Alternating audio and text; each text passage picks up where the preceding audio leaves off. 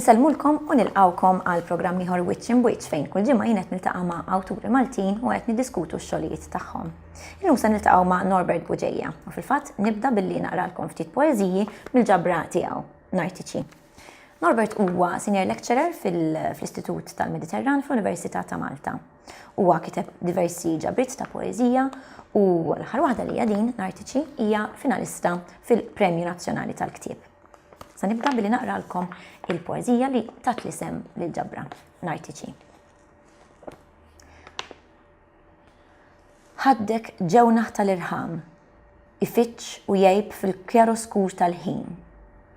B'ħames tiswaba nott il-ħamim iżidx minn dlam xoftejk, jaqsam skos lejn dal-ħsieb. Kaless qadim iterraq bla kuċċir fid-dubji tiegħek. Iġorr il-provenjenza tal-imbejjed li ħbejna qabel ħadna l-aħħar stessu.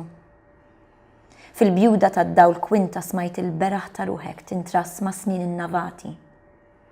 Iċċedi l-maskara, titħaxkem bla nifs ma' d-deb sakran tal-affresk. Et jizbaħ. Ixquq fl-espresso jduqu l-fdal ta' fomna. Dan il-moment jiġbduh għajnejna biss.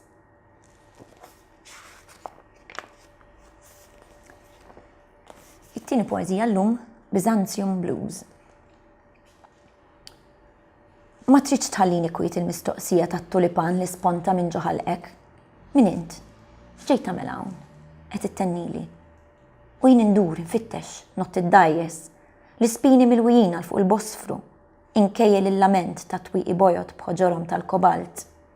Iħarsu l-isfel lejn tifel żgħir għaxxar qastna b'qastna. Is-saffi tal-imoddi għar-risposta. Ma nafx għetlek, ma nafx. U tajtek qalbi biex forsi ssib tifsira f'dak li fadal. Ħażine, Gimus Damla, Semiramis. Il-bandli ġodda ngastati f'sidrek u l-kopli u minaretti jfittxu fidi fi xquq bejn il-mużajk u ċpar tal-kebab. Tqal wisq dal-ħbula li jżommuna mixja u suwet wisq il-pinenta dal-gawi. Fil-qiegħ tal-istmu minġ se ssib serħan għajr ir-rifless qadim tat-tulipan. U t-tielet u l-aħħar poeżija llum jisimha Arabeska. Dal-lejl għajnejk se jinżlu għarkobtejhom u jmelsu l-kordi kibja ta' diż-żiffa. Se jinżlu nkiss inkiss għajnejk. Mhumiex se jħallu l-iswaba jaġlu aktar milli jmisshom. Mhumiex se jħallu l-ħeffa tal-kitarra tinħal qabel il-waqt fi xquq ta' ruħek. Jinżlu bil-mod sakemm id-dawl jitbaxxa u fuqna ta' dalma aktar skura mid-dalma f'iħajnejna meta jaħbtu l-oqidi ta' ġisimna mal-madum. Imbagħad jitwiled ħoss u l-orkidea li minn xarek rat iż-żifna kollha tinfetaħ f'salt. Il-lejl għadu se jibda u fil-waqt jitbla nifs bejn korda u oħra. Il-eħ matruf għajnejk iż-żmien li ħlejna u nsejna sakemm wasal sbieħ il-jum. U issa wasal il-waqt li nistiednu magħna lil Norbert. Hello Norbert. Grazzi. Kif inti? Grazzi Antonella, sellimlek, nsellim minn kull net jarana. Inti sididna hekk illum għalfejn ġibna hekk. Imbella, hawnhekk huwa l-post fejn naħdem jiena huwa l-Istitut tal-Mediterran fl-Università ta' Malta. U naħseb li hija għażla tajba kemm għaliex il-poeżija tiegħi li se nitħattu dwarha l-ambitu tagħha huwa proprju r-reġjun Mediterranju u hawnhekk huwa post fejn jiġi riċerkat u studjat dan ir-reġjun fid-diversi oqsma ta' ħsieb u ta' studju li jirrikjedi u hija wkoll parti mill-impenn tagħna bħala istitut biex nersqu lejn il-pubbliku u anke nresqu l-pubbliku l-interess tal-pubbliku fil-ħidma u fir-riċerka li nagħmlu hawnhekk. Tajjeb, mela. Ħanibdew bil-mistoqsija. Is-sens tal-imbiet, bliet, ismijiet, eżotiċi forsi, hija l-ewwel ħaġa waħda mill-ewwel fajt li tolqot lil-qarrej. Nieħdu l-impressjoni ta' vjaġġ ġo dinja lussuża, l-bot differenti, stramba, eżotika. Issa, fid-dawl tal-analiżi tal-eżotiku minn kittieba bħal Edward Said, fejn tinsab il-poeżija tiegħek politikament?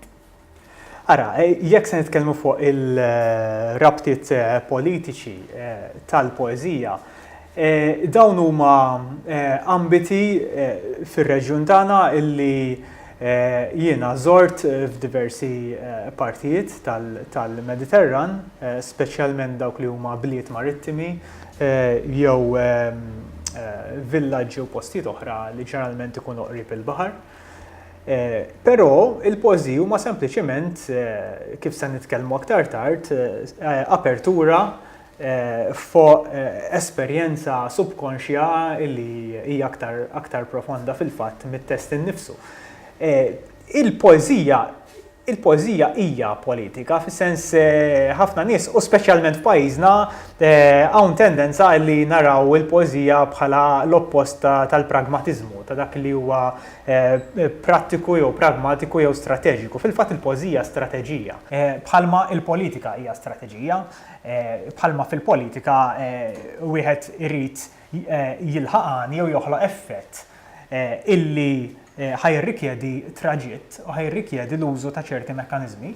Fil-poeżija inti għandek l-użu ta' mekkaniżmi speċifiċi. Ħafna nies għandhom din l-idea forsi f'pajjiżna għadha pjuttost qawwija illi l-poeżija hija l-oppost tal-dak li hu pragmatiku u ta' dak li hu prattiku. Speċi l-poeżija b'xi mod tintilef fl-immaġinazzjoni jew il-poeti huma xi kreaturi li jgħixu f'dinja immaġinarji. Fir-realtà, il-poeżija hija eżerċizzju ta' pragmatiżmu u kalkolu u strateġija kbira. Il-poeżija hija strateġija. U hija strateġija għaliex? Għaliex trid toħloq effett aħħari fuq il-qarrej u dan l-effett biex jinħoloq irid ikun hemm sekwenzi ta' mekkaniżmi, ta' xbijat, ta' tqejjid ta' kliem b'kontigwità u ta' frażijiet ħdejn xulxin u ta' versifikazzjoni ta' ċertu tip, hemm serje ta' snajja illi qegħdin jintużaw biex jinħoloq effett finali. Jiġifieri f'dak is-sens il-poeżija hija eżerċizzju pragmatiku u strateġiku ħafna.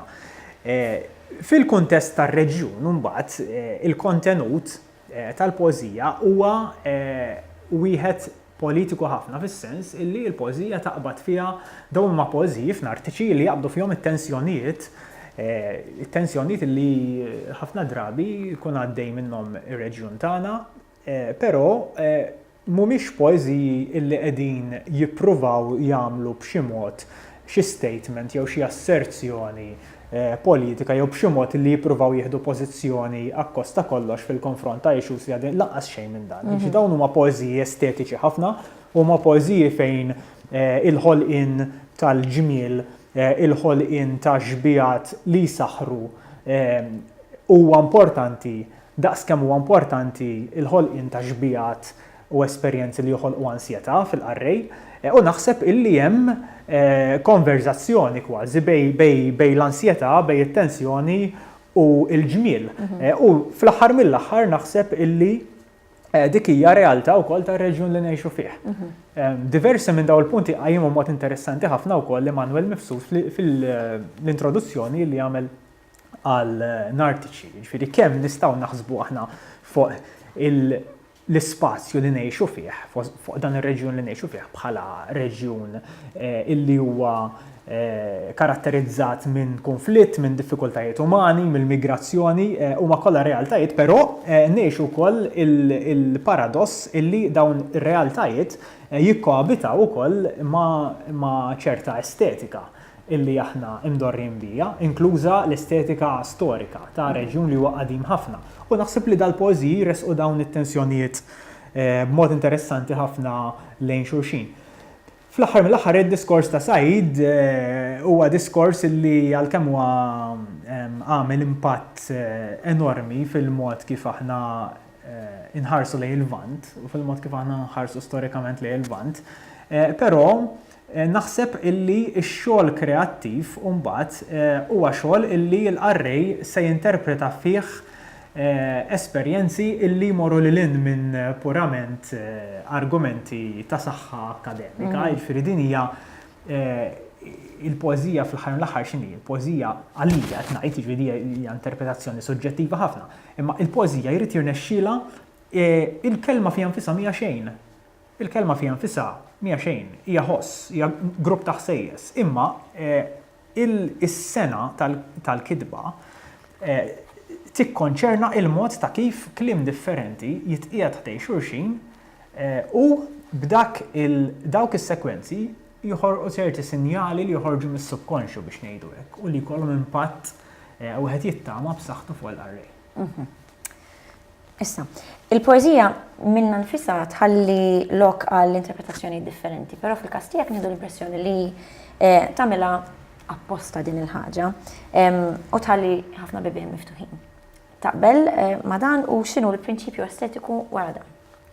Mela, din hija poeżija illi kif narajn hija waħda miftuħa ħafna, permeabbli ħafna, illi fiha spazji differenti jitħaltu ġo xulxin, sensi differenti jitħaltu flimkien, vinjett jew xena illi bdiet isseħħ fuq il-xtut tal-Bosfru f'Istanbul jista' jkun illi għandha fiha ġbijat illi jittieħdu minn Sidi Busaid fit-Tunezija jew li jittieħdu mill-Belt Valletta. Ġifieri inti għandek taħlit bridita kontinwa ta' ġbijat ta' esperjenzi. Pereżempju fil-poeżija bl-isem ta' Didon. Didon kienet il-prinċipessa Feniċja ta' Kartaġni. Nuża l-frażi il-bib li jagħti għal ġol baħar. Li il-persona talbet lill-prinċipessa tal-bib li jagħti għal ġol baħar. U l-poeżija f'ċertu sens hija dik, hija dan l-apertura illi tagħti għal spazji illi se jħalluna aħna is-sinjali li jagħtuna nassimilawhom u nintegrawhom mal-esperjenza tagħna ta' kuljum. Il-poeżija hija kif kien jgħid Roland Barthes, jiġifieri tista' tidħol għat-test letterarju minn diversi postijiet. Qabel għadlek il-poeżija hija strateġija, però hija strateġija ta' sinċerità wkoll. U naħseb da punt importanti, għaliex inti meta tagħmel strateġija, finalment tittama li jkun hemm frott jew li jkun hemm rebħa biha l-istrateġija. Issa, ir-rebħa tal-poeżija hija dejjem is-sinċerità tagħha. Jiġifieri huwa spazju illi jikseb il-fiduċja tal-bnedmin mill-fatt illi dak li jkun qiegħed flimkien mat-test qiegħed joħloq relazzjoni illi minnha se jieħu perspettivi ġodda lilin mill-tamiet tiegħu lilin mill-momenti diffiċli tiegħu. Xieri meta aħna nitkellmu fuq il-finitudni, fuq il-fatt li aħna bħala bnedmin se nispiċċaw xi darba, il-poeżija naħseb li hija wieħed minn dawk il-medja illi jirnexxielu iħallina nixirfu ftit il fuq miċ-ċint tal-finitudni tagħna. Jew li jagħtina l-illużjoni li hemm xi ħaġa lil miċ-ċint. U li jħallina nissensawa, nesperjenzawa b'mod pjuttost raffinat nemmen jiena. Jiġi dawn huma momenti żgħar Walter Benjamin kien jgħidilhom shards, fragments of experience. Mhumiex esperjenza holistika, però meta jiena niktib għall-poeżija u inħares lejha diversi drabi, jiena nara jew nfittex dan l-effett fiha.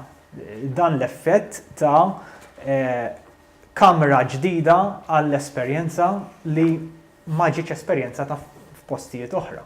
Sewa, jiġri li noħloq id-distinzjoni pereżempju bejn il-konverzazzjoni li għandna bħalissa u moment illi fih element iktar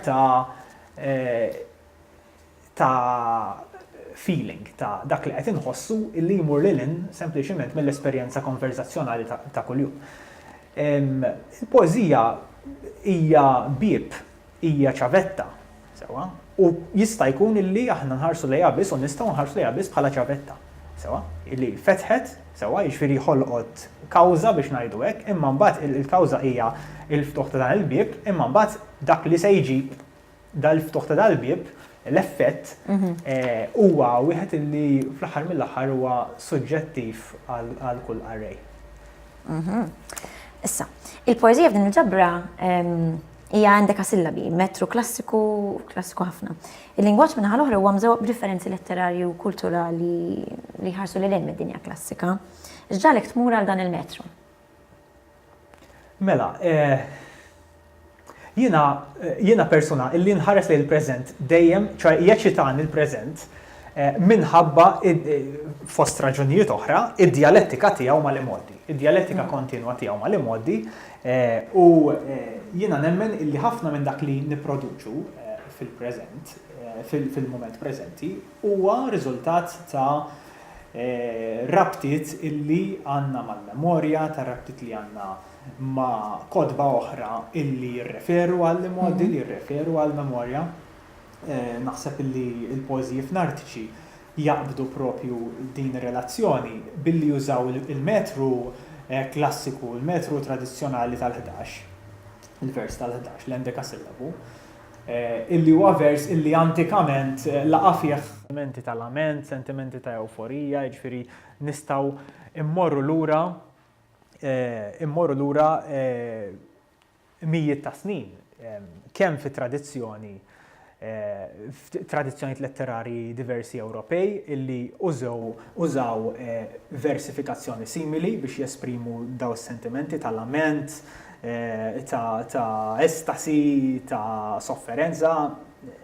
Però, u nistgħu mmorru pereżempju ħarsu lejn id-dinja Arbija li wkoll għandha tradizzjonalment dawn il-vrus twal u dawn il-vrus ta' lament u malinkolija ssibhom fir-reġjun kollu xi hawnhekk qed nitkellmu fuq influssi differenti, ovvjament fl-Ewropa daħlu ħafna influssi mill-Golden Age Iżlamiku biex ngħidu hekk illi taw mbagħad impetu kbir u jispiċċa l-Medjuevu deħ l-Renasciment fl-Ewropa, jiġifieri hemmhekk kellek il-filosofi, it-tobba Arab, il-mediċi Arab, il-kittieba, il-vjaġġaturi Arab illi ħadu mill-Greċja klassika mbagħad kien hemm isu infiltrar ta' dak l-arfin kollu li daħal fl-Ewropa u naħseb li dar reġjun huwa interessanti b'dan il-mod minħabba dawn l-influssi storiċi u dija poeżija illi taqbad ħafna dawn l-influssi. Però fl-aħħar mill-aħħar minn barra li modi inti trid tħares ukoll lejn dak li nistgħu nsejħulu bħala legat, jiġifieri x'inhu l-legat tal-kitba. Jiena nemmen illi dawn huma poeżiji illi jiena ktibthom b'metikolożità kbira fuq medda ta' 7 snin, kważi 8 snin. Inti trid dejjem tħares lejn dawk is-sinjali subkonxi li ħerġin mit-test. U trid tara illi dawk huma b'saħħithom biżżejjed biex lill-qarrejja suċċessivi matul iż-żmien ħajbqgħu jagħtuhom dik l-esperjenza li ċċaqlaq il-perċezzjoni tagħhom tar-realtajiet, anke tar-realtajiet li se jkunu qed jgħixu fihom 100, 200, 300 sena oħra. Jiġifieri kif tista' inti toħloq alkemija ta' sinjali billi tpoġġi ħdej xulxin li daw ħaj jibqgħu b'saħħithom biżżejjed biex jiċċaqalqu għarrej ħafna snin wara li nkun ilni nitlaq tirda. Ma nafx hux se jkollha suċċess b'dak il-mod il-kitba, però jiena għamilt minn kollox biex dak ikun il-każ. Ekku. U dik kienet mistoqsija li mistiegħi fil-fatt jidher li l-poeżija huma ħafna b'ċerta mużikalità u jista' jkun però wkoll li l-aspett stilistiku jaħbi forsi ċertu aspetti tal-personalità tiegħek? Jiena persona niffitta ħafna fix-xogħol li nagħmel, però dawn ma kull pożija minnhom hija isek għandek ġojjellerija jew tajt dijamant, hija mhux qed ngħid li huma dijamant dik xi ħaġa li jiġġudikaw għarrejja. Kull med ngħid in huwa li l-proċess ta' kif inħadmu huwa proċess kważi uniku għal kull biċċa mill-38-39 poeżija li hemm fil-ġabra.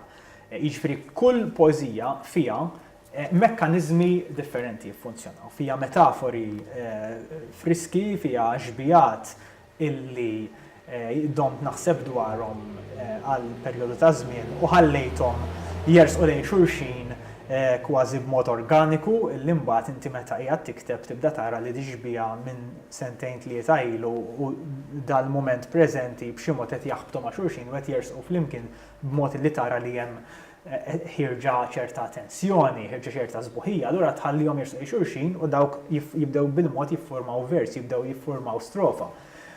Però inti għandek imbagħad distinzjoni fundamentali bejn il-qafas illi qed tagħtiha l-poeżija u l-kontenut ta' daxbija ta' din il-metaforika kollha.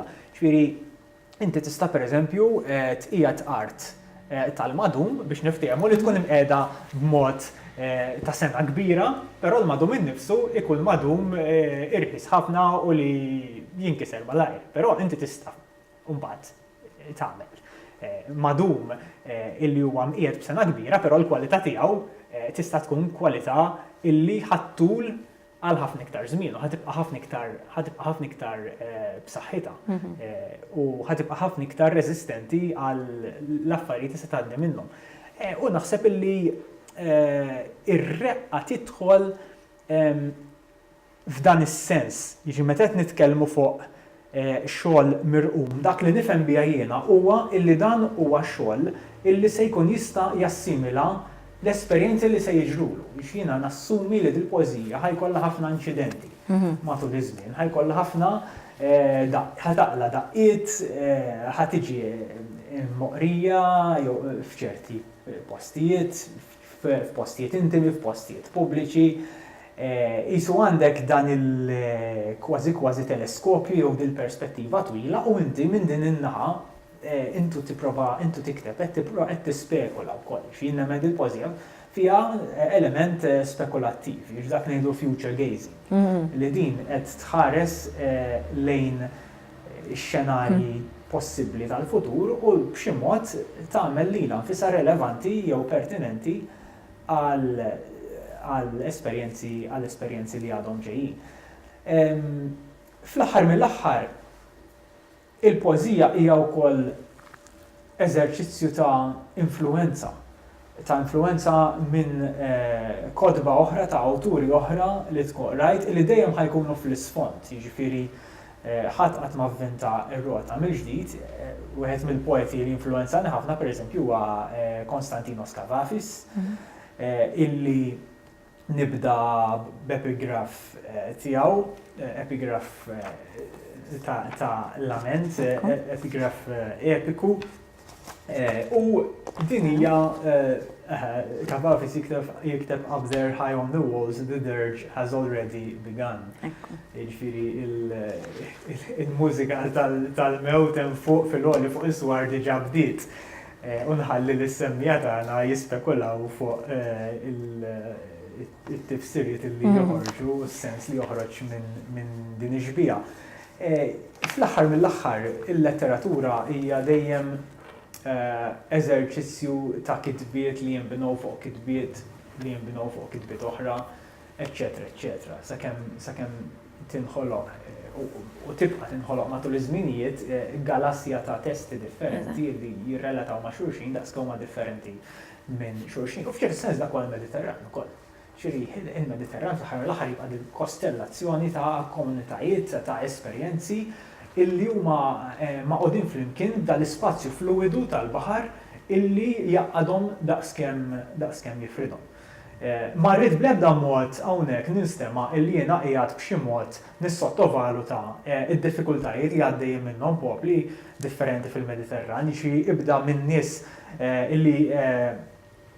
illi jippruvaw jaqsmu għal ħajjiet aħjar il-baħar u jemigraw lejn l-Ewropa bit-tamiet u bil-aspettattivi u bix-xewqat u l-aspirazzjonijiet tagħhom sal-poplu tal-Palestina li nirreferi għaliha wkoll din il-ġabra illi għadu mhux qiegħed jara bieb sewwa jekk qed nitkellmu fuq il-bibien, għadu mhux qiegħed jara bieb li qiegħed jinfetaħ biex issir ġustizzja miegħu.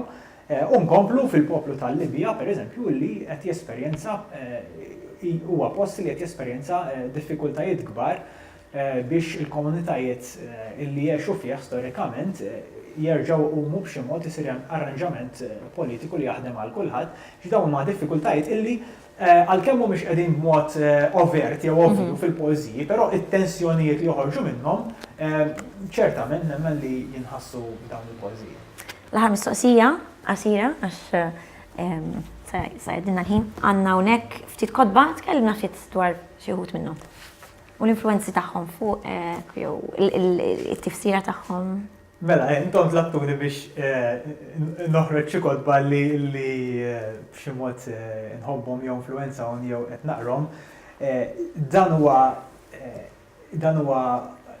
ir-romanz ta' qabel tal-aħħar ġissa ħareġ ieħor dawn il-ġimgħat tal-awtur Tork Orhan Pamuk illi rebaħ il-Premju Nobel tal-Letteratura 10 snin ilu, jidher li fil-2006, u awtur li twilet Istanbul. Istanbul hija waħda mill-libliet li rabbejt matul iż-żmien relazzjoni speċjali magħha dak li jismu Strangeness in My Mind u huwa l-istorja u l-perspettiva ta' bejjeħ ta' xarba fit-toroq ta' Istanbul.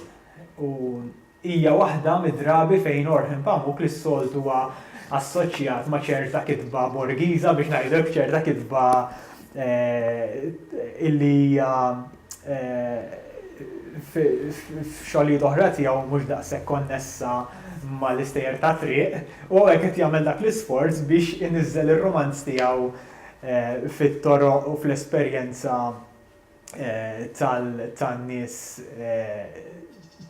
ta' Istanbul b'mod aktar popolari forsi. Ewwel ktib ta' William Dalrymple illi huwa wieħed mid-diversi kodba ta' vjaġġar illi pproduċa Dalrymple, dan huwa ktieb li jmur fuq il-muntanja Athos tal-Ortodossi Griegi fil-Greċja u jibda nieżel imbagħad replejn il-Medju Orient.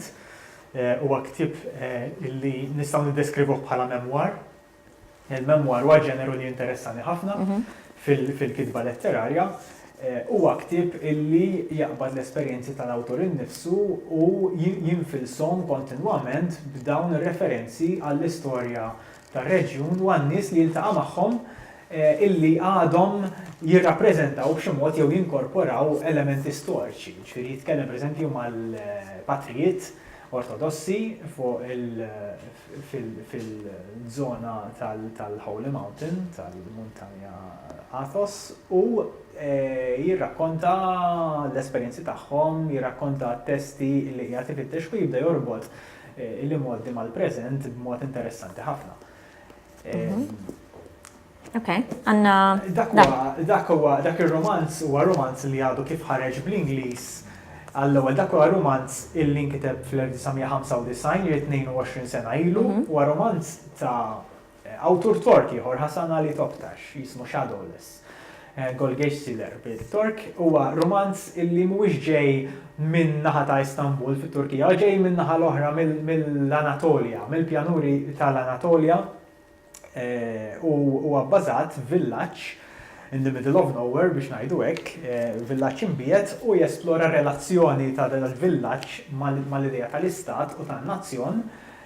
Huwa romanz li joqrob ħafna wkoll l-realizmu maġiku li mdor jinbih minn awturi Latin Amerikani bħal Garcia Marquez, però jieħdu lil hinn mir-realizmu maġiku u jidħol f'ċerti disinji stilistiċi u disinji ta' trama, ta' plot illi ituna perspettivi ġodda fuq ir-relazzjoni fuq l-istat ta' Turkija llum u fuq relazzjoni tan-nies tal-popolin mal-awtorità u mal-gvern Tork. Nafu li t-Turkija hija pajjiż illum il-ġurnata li għaddej minn ċertu taqlib ukoll ta' ċikli politiċi.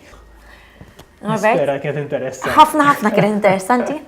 Grazzi lilek, Antonella. Grazzi tal-li ġejt u qsamt ma' l-ħsibiet tiegħek dwar ħafna affarijiet dwar kitba tiegħek u anke dwar ix-xogħlijiet li influenzaw forsi. Grazzi ħafna. Grazzi. Nirringrazzjawkom ħafna tal-li segwejtuna u aħna narawkom il-ġimgħa d-dieħla għal programm ieħor Wiċċ in Wiċċ.